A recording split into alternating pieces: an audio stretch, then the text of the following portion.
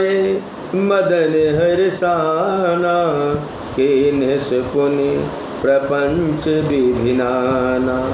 वे बहुत प्रकार के तानों की तरंग के साथ गाने लगी और हाथ में गेंद लेकर नाना प्रकार के खेल खेलने लगी।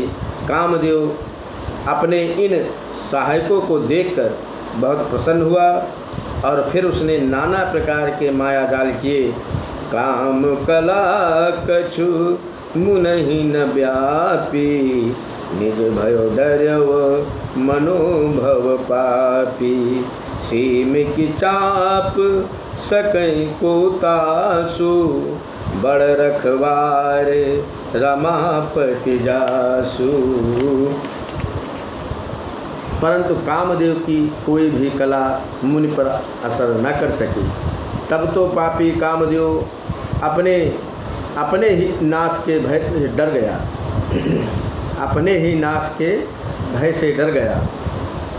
तो लक्ष्मीपति भगवान जिसके बड़े रक्षक हों, भला उसकी सीमा मर्यादा कोई दबा सकता है। सो तुम जानहु अंतर्यामी, पुरवहु मोर मनोरथ स्वामी। सहित सहाय सभीत अति, मानहार मन मैन। गहस जाय मुनि चरण तब, कहि सुठ आरति बैन। तब अपने सहायकों समेत कामदेव ने बहुत डर कर और अपने मन में हार मानकर बहुत ही आर्त दीन वचन कहते हुए मुनि के चरणों को जा पकड़ा। तो भयउ नारद मन कछु रोषा, कहे प्रिय बचन काम परितोषा। नाय चरणी सिरु आय सुपाई, गयो मदन तब सहित सहाय। नारद जी के मन में कुछ भी क्रोध न आया। उन्होंने प्रिय वचन कहकर कामदेव का समाधान किया। तब मुनि के चरणों में सिर नवाकर और उनकी आज्ञा पाकर कामदेव अपने सहायकों सहित लौट गया। मुनि सुशीलता आपन करनी, सुरपति सभा जाए सब बरनी। सुनी सबके मन अचरज आवा, मुनि प्रशंस हरहि सिरुनावा। देवराज इंद्र की सभा में जाकर उसने मुनि की सुशीलता और अपनी करतूत सब कही, जिसे सुनकर सबके मन में आश्चर्य हुआ और उन्होंने मुनि की बड़ाई करके श्री हरि को सिर नवाया। तब नारद गव ने शिव पाही, जिता काम अहि मति मन माही। मार चरित शंकर ही सुनाए, अति प्रिय जानी महेश सिखाए। तब नारद जी शिव जी के पास गए। उनके मन में इस बात का अहंकार हो गया कि हमने कामदेव को जीत लिया।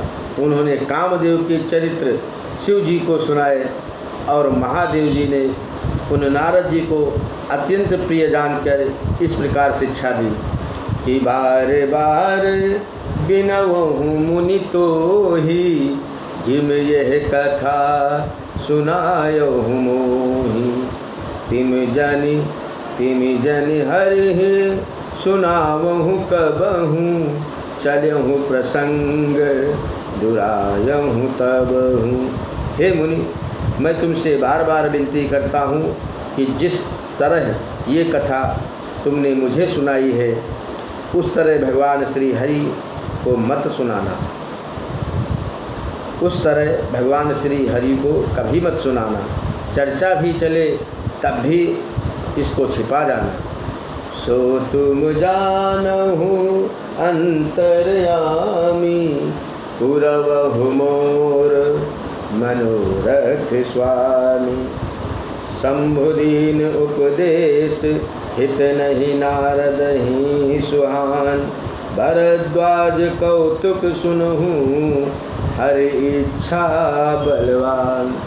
यद्यप शिव जी ने ये हित की शिक्षा दी, यद्यप शिव जी ने ये हित की शिक्षा दी, पर नारद जी को वह अच्छी ना लगी।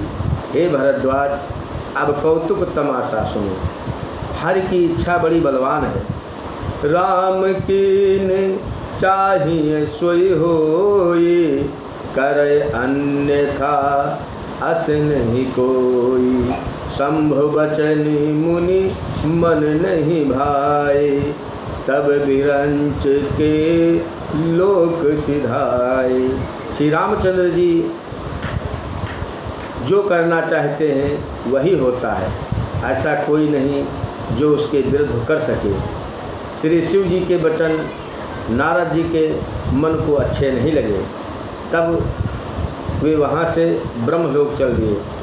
तो एक बार करतल कर बीना, गावत हरि गुण गान प्रवीणा।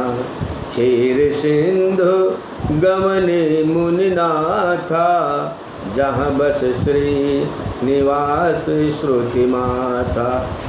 एक बार गान विद्या में निपुण मुनिनाथ नारद जी हाथ में सुंदर वीणा लिए हरि गुण गाते हुए श्री क्षीर सागर को गए।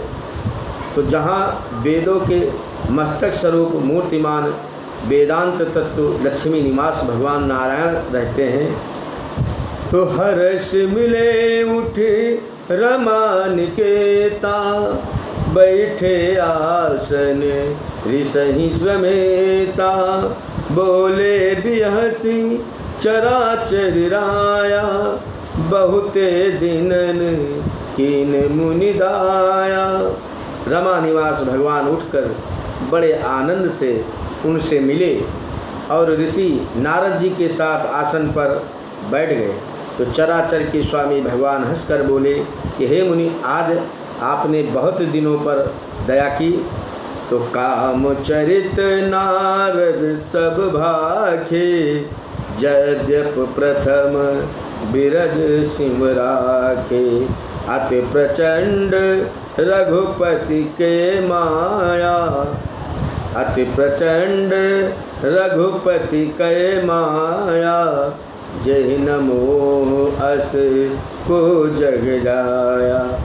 यद्यप श्री शिव जी ने उन्हें पहले से ही बरज रखा था, तो भी नारद जी ने कामदेव का सारा चरित्र भगवान को कह सुनाया।